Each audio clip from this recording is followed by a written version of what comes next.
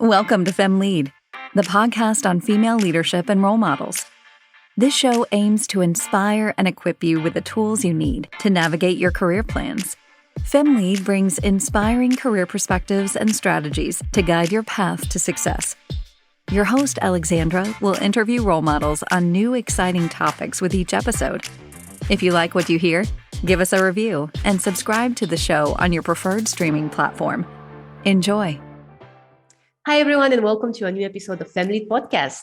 My next guest is a thought leader in personal branding. As she describes herself, she brands people, not businesses. She started the agency Klowt in a small bedroom in the middle of a global pandemic.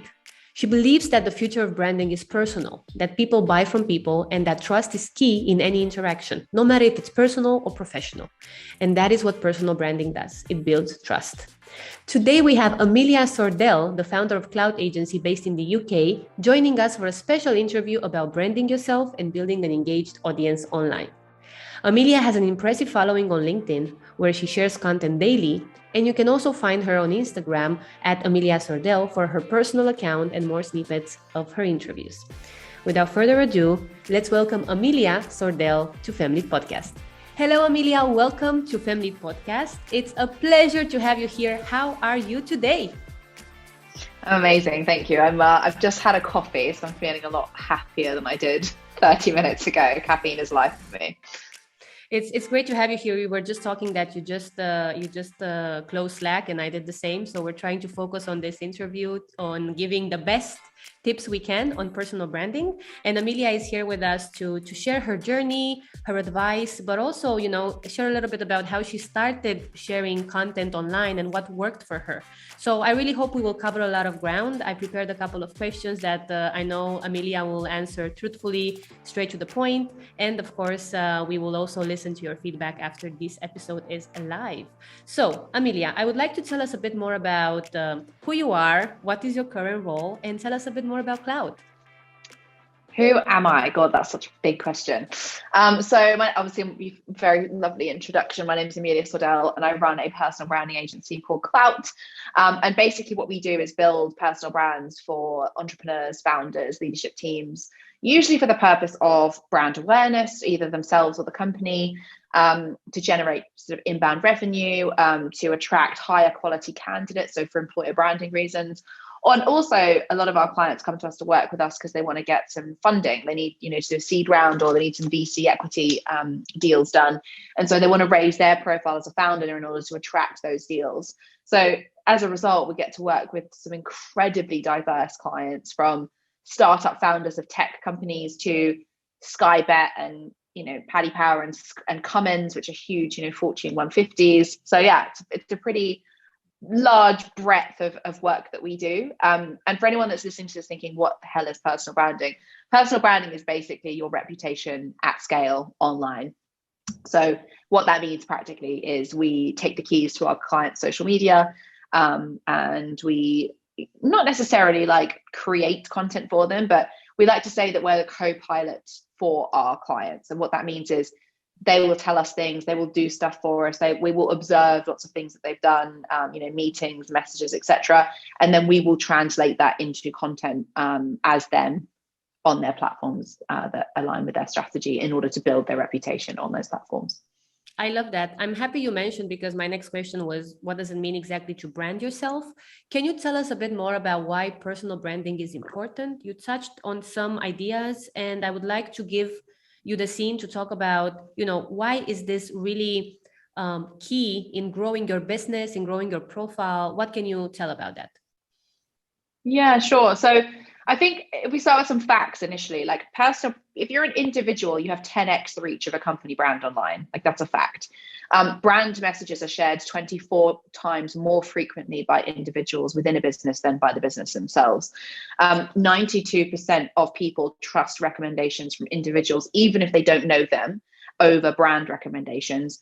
And so if you take that into consideration in line with company brand versus personal branding, personal brands have such a bigger reach than a company brand. And that's not to say they replace company brands, they don't. You still need to have a strong company brand. We invest heavily in our company brand. We're pretty prolific on all social media. As a company, we've just spent a stupid amount of money on a new website. it's really important to us to do that too.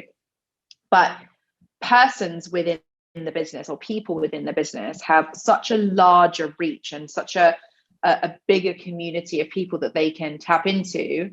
Why would you not want to leverage that as a company? So if there's anyone listening to this who's in like marketing within a business and they're like, oh, like, why is personal branding valuable to me? That is why personal branding is valuable to your business. And in terms of like answering your question of like why personal branding is valuable from a career perspective, it gives visibility to all your hard work, like not just internally, but externally too. You know, if you're posting about the things that you're working on, you're talking about the things that you're working on. If you're you know, telling people things online for things that you want to be known for, automatically you're going to attract the attention of people who are probably trying to hire people just like you. But more importantly, you're going to attract the attention of your superiors within your business, who are probably more likely to give you a promotion, because it's very easy to get lost as a cog in a very large machine when you work in a corporate company. So yeah, it's personal branding is basically creating your own opportunities. But that's not to say it's for everyone. It's not for everyone. Not everyone wants to be that open online. Not everyone can be that open online. And some people, quite honestly, are boring. And as you know, no disrespect, but they don't have anything interesting to say, and therefore it will never be right for them. Or worse, they have loads of interesting things to say, but they're never going to be confident enough to say them. So yeah, there are huge opportunities. There's a massive upside for anyone that's willing to do it, but it's not for everyone. Definitely. And I'm going to touch upon that subject as well, because one of the things we should also discuss is how do you get to that point when you're confident and comfortable sharing things online, knowing that it might go viral, which is also some of the parts of why you're doing it, right? You have this 10x visibility everywhere. And yeah, it's not for everyone. I agree with that. I had the thought when you mentioned stakeholders internally and externally, when I was invited a few years ago to write about my role in a company by an external publication. I wrote, something about business development and why business development is more than just selling something. It's about relationships and so on. And the CEO of the company then called me in and said, I read that article and it was really good. I didn't know you can write like that. I didn't know that you have these ideas about your role so well integrated. We should have you write some blog posts for our company, blog. We should focus on your experience in your role. And I thought that was fantastic because, I did it because I had the opportunity, but I didn't know it will mean so much for the company. And it did. But also it gave you visibility to the CEO. The CEO noticed you. Definitely. And which they might not have done had you not done that. Exactly. So, it works in multiple directions. It's really great to hear about that. Let's talk a little bit about your entrepreneurial spirit and Klowt, because I would like you to mention how you started the company. I read online that you had an entrepreneurial spirit since very young. And you also mentioned that being a founder is like being waterboarded at Disneyland. Terrific, but really fun. So when did you decide to start the company, and what was your thought process behind it? Because there must have been a very challenging part of building Klowt as well. And, how did that process go? It's so funny that you mentioned that too. Yeah, running a startup is like being waterboarded at Disney World. Terrifying, but really fun. No, it is. And I had so many people message me privately after I tweeted that, and it was just like, this is so relatable. Like I this is like exactly how I feel every day, and I just couldn't articulate it. Yeah, I mean, how did I found the business? So I was working for a VC who I was employed with, and obviously the pandemic hit, COVID hit, and everyone was sent home to work from home. And I don't think there was any period in my life, probably in anyone's lives, where you had that kind of extended time to sort of sit and think and be with yourself, because physically we couldn't do anything else, right? It was impossible for people to kind of go on as normal, because we were all shoved into our houses with our spouses and our children and just kind of expected to sort of figure it out. And so I spent that time at home sort of thinking about what I wanted for my life, and was I happy, and what would make me happy, and what do I enjoy doing, and all that kind of stuff. And it's probably worth mentioning that prior to this, I'd already built a pretty strong personal brand on LinkedIn specifically. I'd been sharing unintentionally, if I'm honest. I didn't know what I was doing was building a personal brand. I just thought I was, sharing content. I was talking about, what I was working on as a marketing manager, and like what I was doing working, and the campaigns that I was doing to attract talent to work for the business I was working for, and, trends I was seeing in recruitment marketing, and just things that I guess I thought would be helpful to someone somewhere. And I was getting quite a lot of traction with people wanting to know more about the things that I was working on. And, what tips would I give them as a kind of grad marketing person, or I'm a B2B marketing specialist. Like, what tips would you give me in order to achieve X, Y, Z? So I'd already built up a bit of a following before COVID happened. And then when COVID happened and I had all this time to sit and think, I kind of sat there and thought, what do I want to do? I want to be my own boss. And I've always wanted to be my own boss. To go back to your question about entrepreneurial spirit and stuff and where did it come from? Like, I'm the cookie cutter entrepreneur. If you look up, you look up sort of like personality types of like who was destined to run a business. I am that person. Like, I had the, lemonade stand type thing when I was a child, and I'd always charge my parents to like do chores, and I was earning pocket money from an extremely young age because I was always thinking like, I want that thing. How can I buy it? Well, like, if I want to buy it, I have to make money. How do I make money? I'm going to charge my mum 50p to give her a hand massage once a day, and then I'm going to have enough money by the end of the week to buy that thing. And that was always my kind of thought process. And when I was 21, I created a business and started that business, and that business failed. And I always say to people, a big part of why Klowt succeeds today is because my first proper business failed. But we can dig into that maybe further down the road of this podcast. But to go back to your question about Klowt, it started very organically. I didn't intentionally decide to build a personal branding agency. I just happened to build a personal brand, and people started to ask me how I could help them build theirs. Which coincided with me being sat at home with, a very unhappy marriage and, all the things that were happening in my life. And I all of a sudden thought, why don't I just do this myself? And so when I quit my job, I quit my job on a Friday afternoon. I started Klowt on the Monday. And by, I think it was Thursday or Friday that week, I'd already landed 2 clients, and off the back of my personal brand, right? So there's always proof. There's almost like proof in the pudding there. And I think for me, I went into this business thinking, if I can just make enough money to pay my bills, I'm going to be so much happier because it's doing something I love, right? So if I've covered my bills and I can live, then for me, it's a win. I never expected it to be 18 months later, like a team of 9 people and 23 returning clients. And we've just looked at an office, and big office. And so we're in Soho at the moment in London, but we've outgrown this office again. Like, this is our second office we've outgrown. We're moving into a bigger one. And I never thought none of that was happened. And for anyone that's listening to this, like, the one thing I would say is just like, follow your dreams, because like, everyone will try and talk you out of it. Everyone will say it's a bad idea. Everyone will find a reason as to why you can't do it. But if you believe in something enough, like, do it, because you can come back from everything. You can come back from a failed business. I'm proof of that. My first business failed miserably. You can come back from maxed out credit cards. You can come back from, losing your job. You can come back from everything. You cannot come back from being 90 years old on your deathbed thinking, damn, I wish I'd tried that thing. So yeah, very long-winded answer. I love it. I'm super happy you mentioned the details of building the business and also what was your personal context, because I think people look at you and sometimes I get the same message and they think life is perfect and you had everything lined up for your situation to be the situation that is now. And when you look back, you're like, well, I had to do a lot of sacrifices. I had to compromise. And I also had to get past the fear of being rejected or failing and just trying it out again. And that's something that's not easy. And, it took me 10 years. 10 years it took me to get over the failure of my first business. Like, really, that's not an exaggeration. I always knew I wanted to do something else. And I think the thing is with the first business was the fact that I was a business owner was the right thing to do, but it was the wrong business because it wasn't an organic thing. There was no love for that business. There was no, like, I just did it because I saw an opportunity and my entrepreneurial brain was like, I can make money there, so I'm going to do it.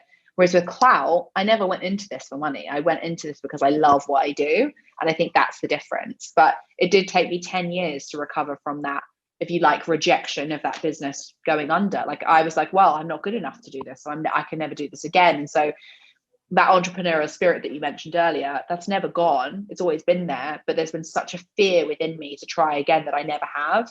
And it took for the pandemic and the breakdown of my marriage to happen in order for me to like almost rediscover who I was, or maybe discover who I was to begin with and go, actually, you've got this. Like, what are you doing? Like, life's too short.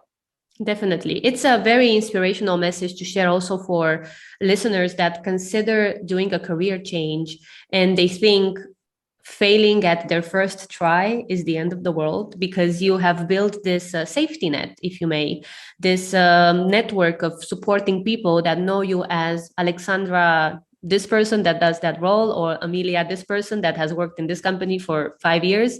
What happens when you change that context and you become an entrepreneur? What happens when you don't get clients in the next week, in the next few days, but you need to work 6 months, to make up for that time? It's hard. So, I love that you give the details of your story. So, people understand things will turn out okay if you are passionate. And of course, if you have some experience on how to manage a business. That's also an important tip. Yeah, a very important tip. I think the thing is about fear and about failure, and like you made a very good point there about, we almost like surround ourselves with like an echo chamber of people who love us so much, they want us to do well. And if we try and step out of what they consider to be our well, they don't want us to do that, because not because they're trying to limit our potential, but because they love us and they don't want us to see us get hurt.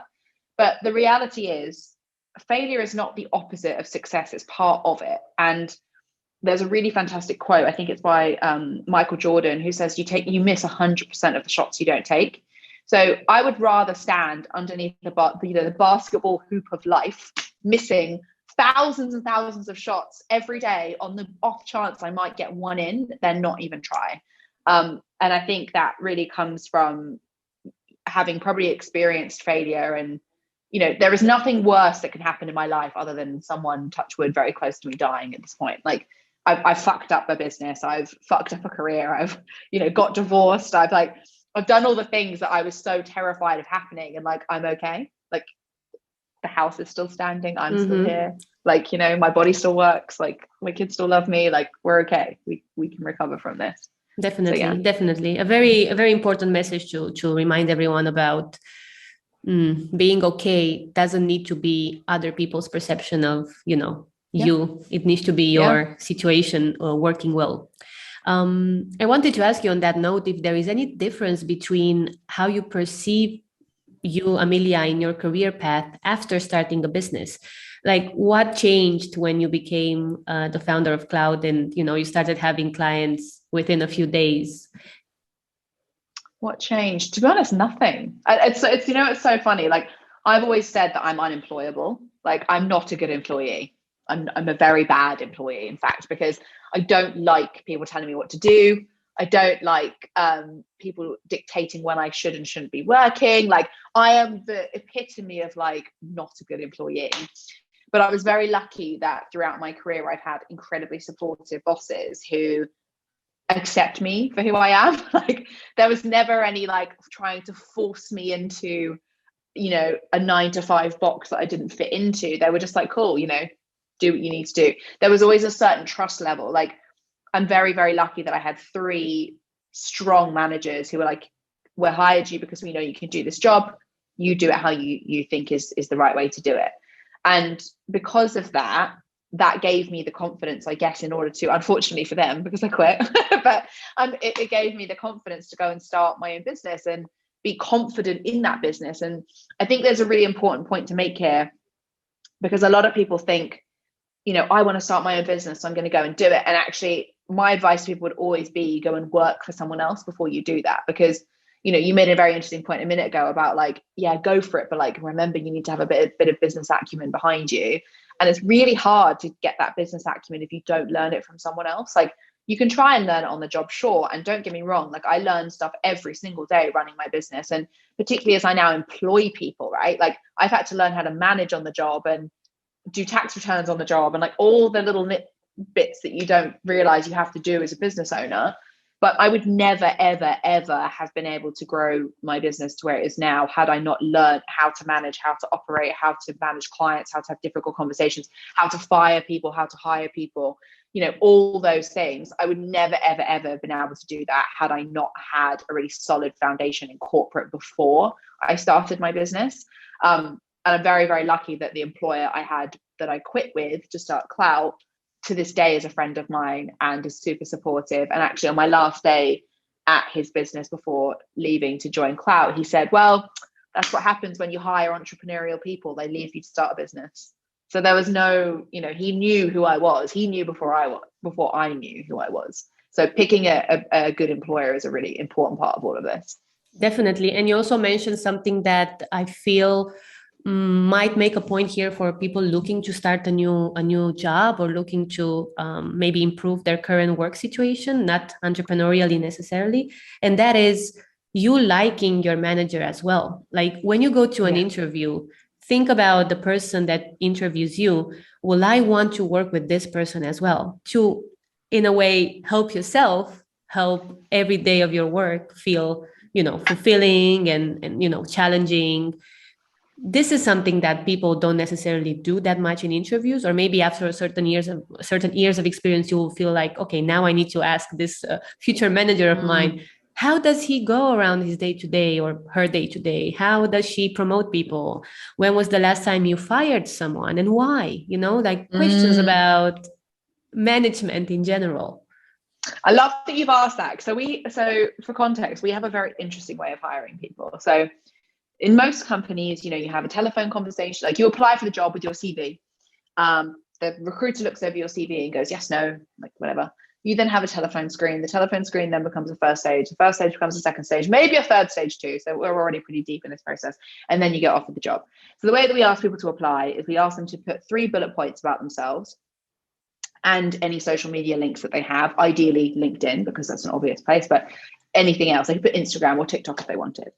And it's up to the candidate to decide what those 3 bullet points could be. It could be, I'm creative, I'm passionate, and I'm motivated. Or it could be, here is why I love the idea of personal branding. Here is something I'm really proud of. Or here's why I want to work for you. Like it could be whatever you want, but it's a very easy filter for us. The next stage of the process is a telephone screen where we ascertain, first of all, whether you'd even fit in our culture, in our values, right? And that's not to say we're trying to hire the same people. We're not. We have a very diverse, definitely in terms of thought process in our business. But you've got to like who you work with, right? We can all be very different and very diverse and have very different backgrounds, but if you don't get on, it's going to suck. So that's the second thing. And then the third thing is we then do our first stage interview. And the first stage interview is a skills test, which is then followed by us interviewing you based on what we perceive to be our values and what our non-negotiables are. The last stage of this process is you interviewing us as your next employer. We want you to come with questions that you want to ask that you typically would only get 10 minutes at the end of an interview to ask. We dedicate half of the second stage interview just for you to ask us questions. And the feedback we get on that is phenomenal. Like even from candidates we turn down, we say, look, like it's not going to work for whatever reason. They always say, just thank you so much for the process, because it was really refreshing and it was really fun. And I've never been a part of a business, process that had done that before.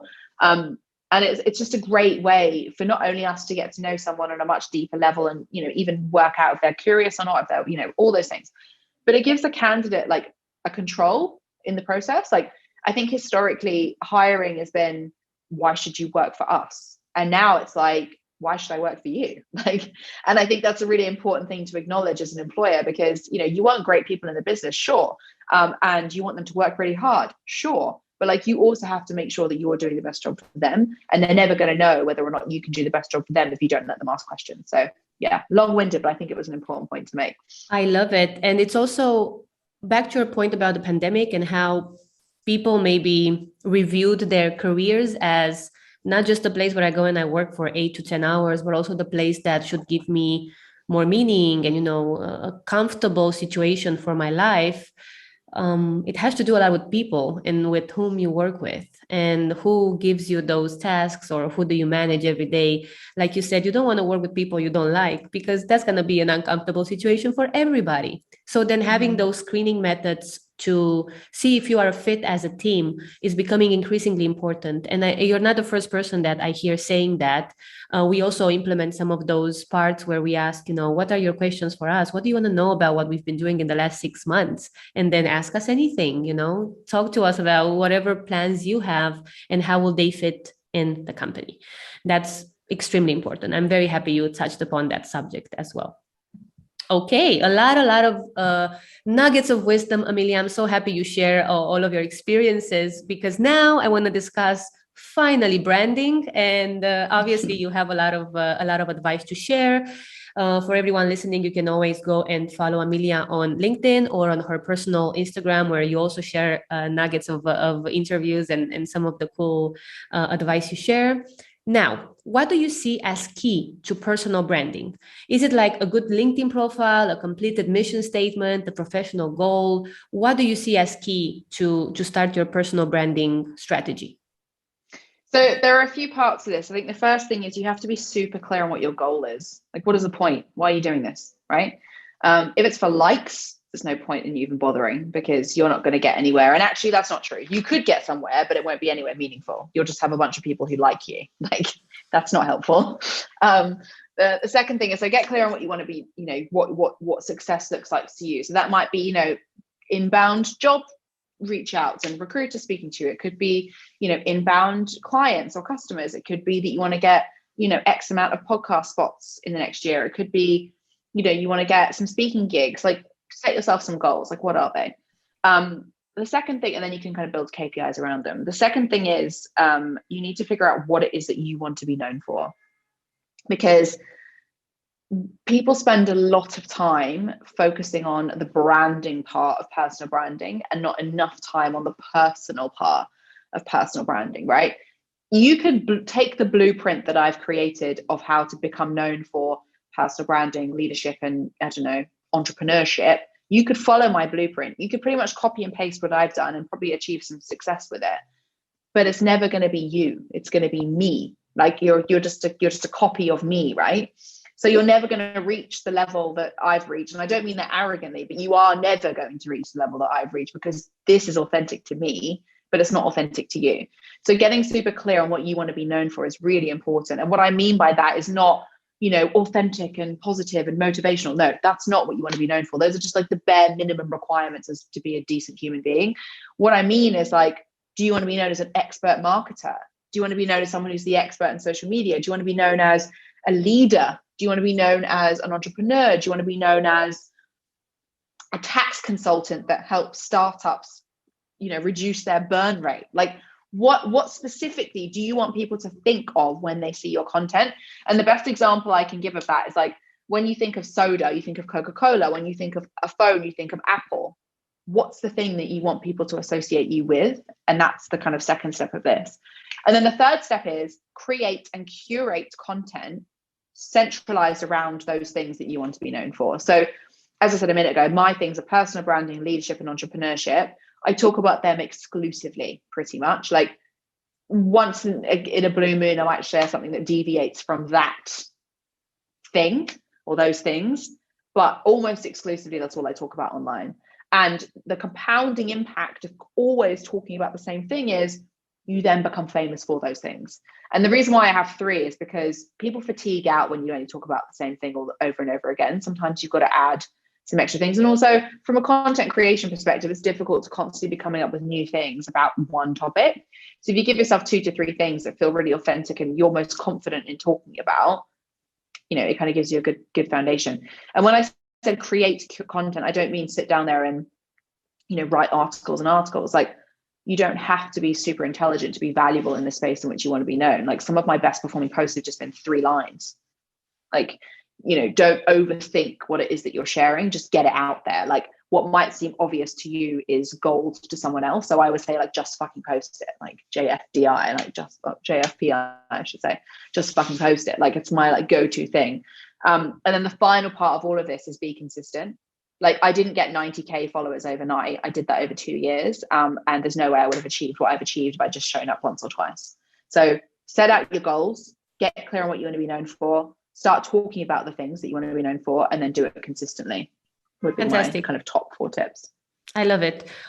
When you talk about sharing content, where do you get inspiration from? You just said that it's hard to come with content that's new every single time. So what is your tip about content creation?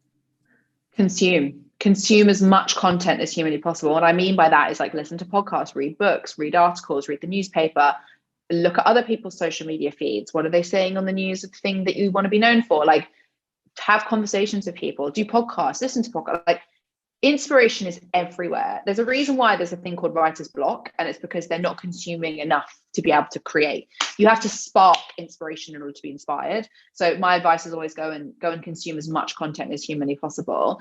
And then once you do start consuming content, just dictate all of your thoughts and feelings into your phone. So on my phone, you've got your app section on your iPhone. I don't know what the equivalent would be on a Samsung or something like that, but you can dictate your thoughts through the microphone and it will write how you speak. So I might, like, as soon as we jump off this podcast, there's like 8 things that we've spoken about. And I'm like, that'd be a great post. In fact, I'm probably going to ask you, Alexandra, to send me the transcription of this because I can turn that into content. But I'm going to come off here and be like, right, I said this, and I'll dictate it, and then I can move on with my day. But that means I now probably have 10 content ideas on my phone that I can revisit in a week to maybe 2 days, week, 2 months time, and then turn those into posts. So I think the real issue with a lot of people building their personal brand is like, they don't know what to start. They don't know how to start because they're like, well, what do I say? And actually, if you just go and consume stuff and get into this mindset of, I have thoughts and feelings and opinions of things, and the content you share should just be the thoughts and feelings and opinions that you have. And as long as you're documenting those things, then it should be pretty easy to churn content out. I love it. One of my next questions was where to get started. When do you know it's time for you to share any content? And the context for that question was maybe to talk a little bit about confidence in relation to that, because when it comes to personal branding, people will want to be more, have a bigger network and maybe share some thoughts, but they are afraid to share too much information about themselves online. Mm. How do you approach sharing information, about yourself and putting yourself out there about the company? You share a lot of milestone posts. Do you ever feel like it will not fit into a specific context? And how do you manage that creation process? I mean, I share the crap stuff too. Like I share when we've like lost clients and, when I've had a bad day and, when things have gone wrong, because I think you have to be honest. Like, it's not all cupcakes and rainbows. Like some days suck. Like it just is what it is.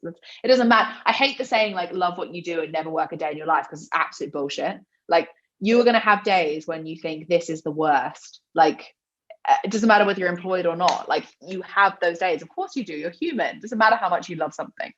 So I think being honest is really important. But my whole thing with my personal brand is the question of how personal should you be is a very personal one.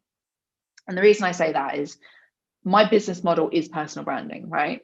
And so when your whole life is sharing who you are and what you're doing, there is a line that I have to draw in the sand to keep some stuff for myself, because otherwise, like, I just live then for online, and then like, what kind of life is that?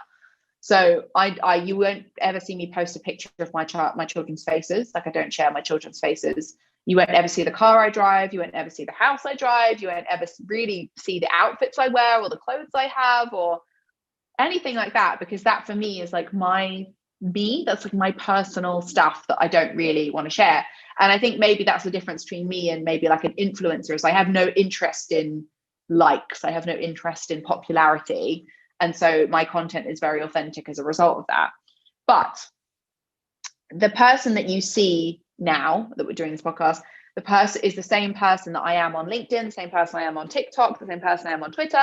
It's the same person that I am sat at home with my children eating dinner on a Sunday night. Like, it's the same person.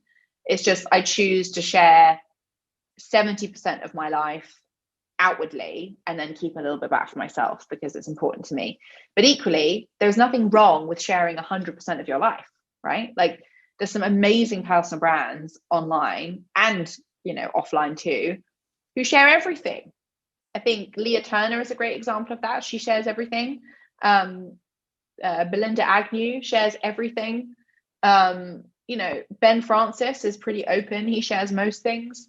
But it's more of like a question you have to ask yourself of like, how willing and open am I?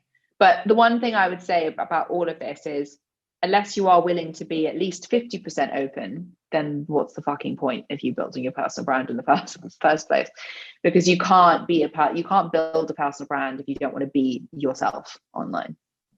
Definitely. Yeah, it's a very good point to consider how personal your personal branding should be. And, at the end of the day, being aware that the more you share online, the more people will know about you. And that's where you need to draw the line. That's, I think, very important to share here from your perspective as well. You talked in one of the interviews that I researched about you, Amelia, about the comparison paralysis. Social media is not a validation for my personality, but a distribution channel, you said. What do you advise people who are now looking to start sharing content, but they fear this comparison analysis? It's a difficult one because I am coming at this from a privileged place of I'm very comfortable in my own skin. Like I don't care whether you like me. I don't care if you don't like me. Like I am who I am, and I don't mind either way. But what I will say is like that has come from posting for so long now that I'm almost in this like nirvana state of social media where I don't mind either way. Like I don't post content for likes anymore. I started off that way. I'd psychoanalyze posts, even 2 years ago and think, why is that post done well? Like, what have I done wrong? Or people would say things in my comment section that were not very nice. And I would just sit there for days, like stressed about this one person from, Spain that didn't like the thing I had to say, like who I'm never going to meet in my life. Right. So a part of me is like, yes, I am coming at this from a perspective of I don't give a fuck, quite honestly. But the other part of me is also coming from a perspective of I've been there and I understand how intensely sort of anxious it can make you when people don't like your stuff, right? When you post something and get no likes, that's not a nice feeling. Equally, when you post stuff and some people don't tell you they don't like it, that's also not a nice feeling. But, and this is a big but, you should never take a criticism from people that you wouldn't take advice from, right? So my whole thing is if you're posting content that is aligned to the goals in which you're building your personal brand for, and is aligned to the things that you wish to be known for, doesn't matter whether you get no likes in the first week. It doesn't matter whether you get no likes in the first month. Eventually, the people that you're trying to attract start to be attracted to you, and you will start getting that engagement. And actually, likes aren't that important. Relationships are. And it's really, really, really hard to build those relationships if you're only focusing on like the popularity of your posts, because anyone can post something and it go viral. Doesn't mean that you've got a personal brand. So I would always focus on what value can I add to my audience? What can I teach them? What can I tell them that's interesting? What am I most confident in talking about? And trying to get through this like almost like ego of, oh my God, what if people don't like me? Or, oh, I only got 1 like, or I only got 2 likes. Like, who cares? Who cares? It was seen by 2 people. Well done. That's better than the people that saw it last week. That would Definitely. be my advice. I have a next question about whether you think there's such a thing as sharing bad content. No, no, I don't. Look, unless it's like offensive, in which case I bloody hope that you wouldn't share that anyway, or even have those types of opinions. And what I mean by offensive is like, transphobic, homophobic, racist, like blah, blah, blah. There's no place as far as I'm concerned for that type of shit on the internet. But at the same time, like if you have strong opinions, religious opinions or political opinions, or, all those types of things, a lot of people don't like sharing that because they think, oh, like I can't dare like, why not? You say it to your friends, you say it to your colleagues, you say it to people that you've only met twice. So why wouldn't you share it online? It's part of who you are. And I think there is this like people are scared to share who they really are because they're at risk of people not liking them.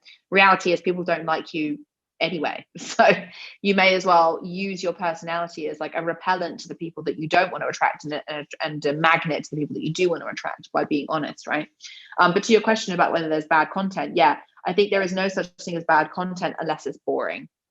And what I mean by boring is vanilla, over-edited, corporate, like crap that just has had no thought put into it, and people have just posted because they want to post, not because they have anything to say. And I think that's the really important thing about personal branding is like, don't post for the sake of it. Like post when you have something to say, because personal branding is a quality game, but it's also a quantity game too. Like you have to get the volume of content out to make a dent. But don't just go, oh yeah, I had dinner this morning, yay. Like people, that's bad content. Awesome. Thank you for covering that. I have a few questions and I really wanna go through them. So I'm gonna start with the next one that says your mantra is, and this is quote, "I brand people, not businesses." What do you think then about businesses who reach out to you saying that they want to have better online reputation? What do you tell them, and what do you think businesses should focus on when it comes to building a brand? I think the thing is, I always say, like the analogy I use with personal brands and company brands is the personal brand and the company brand is like the forehand and backhand of like a good tennis player. You can potentially win a match by having a really good one of them, but you're only going to really be unbeatable if you have both, right? You're strong in both. And so that's always what I say to companies. And I think with, it's the same with personal brands also, but the thing that sticks out to me with company brands that are what I would describe as strong, so Gymsharks, Patagonias, Coca-Colas, Apples, Nike, Adidas, etc. The thing they all have in common is they stand for something, and it's really, really clear what they stand for. Apple stands, like, originally anyway, it's almost done the opposite, but originally they were like the rebellious, like, come and challenge the status quo with us, like if you're a cool kid if you've got a MacBook or an iPhone, that was kind of their brand. Nike was all about like standing up to the man and like, being the voice for the people that don't normally have a voice. Coca-Cola is about like, that whole like nostalgia, like throwing it back to your childhood and like that lovely feeling that we all used to have when we sat around with our family on a Sunday afternoon having dinner. So the thing that strong brands all have in common is they know who they are, they know what they want to be known for, and they absolutely pummel it. And it's the same thing with personal brands. Strong personal brands know who they are, they know what they stand for, and they're absolutely okay with the consequences of that. Bad brands are the ones that try to appeal to everyone. Bad personal brands are the ones that try to appeal to everyone. Bad company brands are the ones that try to appeal to everyone. Because if you try and appeal to everyone, you actually end up appealing to no one, and therefore you have no brand. So yes, I would say to anyone listening to this who's like, how do I build a company brand? How do I build a strong company brand? Is focus on what it is that you stand for. Like, why do you exist? And if you can't answer that question, then you've got a bigger problem than your brand. Definitely. I love everything you shared about, entrepreneurial endeavors and also building your personal brand, how the company started from you being an active user of, for example, LinkedIn or other social media platforms to having an agency, Klowt. What is your best tip or your number one tip for building an online audience? Because you create content, it becomes viral, but what makes it entertaining, engaging? What is your tip for people who would like to know more about that? Yeah, I mean, I don't know if it's a tip, but more of maybe like some, I don't know, like context. In my experience, there are 4 types of content that goes viral. And like, virality is not the only thing that matters, right? Like, it's fun. You're like, oh, I've got 1 million views. That's amazing. But like, it's not the be all and end all, right? It's just a nice to have on this journey. But there are 4 types of content that goes viral. Enraging content. So like content that makes you go like, yeah, like, oh my God, I agree. Or like, no, I disagree. Like, that's enraging, right? Because you have like a very emotional response to it. So enraging content. The second thing that goes viral is inspiring content, like the content that makes you go, oh my God, like, yes, oh my God, well done, that's amazing. Or wow, like, I wish I could have achieved that thing. Or wow, she's proof that I can achieve that thing. Like, that's, inspiring content. And then the third thing is educational content. So like teaching someone something. So like, wow, I never knew that. Or like, actually, I did know that, but I didn't know it that way. So you're teaching someone something. And the fourth thing is entertaining content. So something that's made me laugh, something's made me cry, something's made me feel something that's got nothing to do with really anything other than the entertainment value itself. So like a meme, for example. The reason why memes have so much virality is because they're entertaining. We can relate to them. They're funny. So enraging, inspiring, educational, entertaining. Those are the 4 types of content that goes viral. So if you can hit one of those, then typically you're in a good spot. Fantastic. Thank you, Amelia. I think that was really, really actionable advice for anyone looking to enhance their profiles and work on their personal brand. So thanks a lot for covering that. Okay, it's time now for the final 5 fire questions. This is a set of questions that I ask each guest to close the interview. It has been a very, very nice conversation. And now I will ask you, firstly, what is one book you think everyone should read? One book everyone should read, The Chimp Paradox. The Chimp Paradox will teach you more about yourself than anything you will ever read, do, say would. So The Chimp Paradox, for sure. Thank you. What is the best piece of advice you have ever received? Never take advice, never take criticism from someone you wouldn't take advice from. Fantastic. Who is your role model? Who is my role model? I don't really have one. Myself. Maybe that's really arrogant, but myself. I am very inspired by looking back at who I was when I was 20 and 21 and 22 and 23 and 24 and looking how far I've come. So for context, I had a very severe eating disorder. I was very unconfident, had a failed business, and I have a failed marriage, like all the things that, could have, and at the time did make me feel like less than and not worthy. And, the imposter syndrome and self-doubt and all those things. And over the last 2 years, I've completely flipped that and become really confident and happy in my own skin. And I'm the heaviest I've ever been. I'm the most stressed I've ever been, but I'm also the happiest I've ever been. So me. Fantastic. Thank you, Amelia. What would you choose to do if you were to have another career? What would I choose to do if I was going to have another career? You know what? I always wanted to be, when I was younger, a presenter, like a TV presenter, because I love speaking, just because I love doing this. I love speaking to people. And actually, in many ways, that's what I do. I have a podcast and, I do YouTube stuff and whatever. So yeah, probably TV presenter. I was about to say you are already on the screen quite a lot, so that's not far from it. Basically what I do. Fantastic. And now the last question. If you could change places with someone, who would it be and why? If I could change places with someone, who would it be? It's funny. Someone asked me last night if you had the choice between £100 million or being someone else with all the knowledge that you have, what would you pick? And I said the money, of course. And they said, why the money? And I said, because I really like who I am. So I don't want to change. And that maybe that sounds arrogant, but like genuinely, and I'm proud of that, because as a woman, I'm sure you can relate. Like it can be very hard to get to that place where you feel comfortable and you feel happy. And so I'm proud that I'm here, because I want other people to join me in that place. I want them to feel also really comfortable and confident. And yes, you've got this. You're capable. Yes, you can. You've got it, queen. Like keep going. Like I want people to feel that too. So no, I wouldn't trade places with anyone.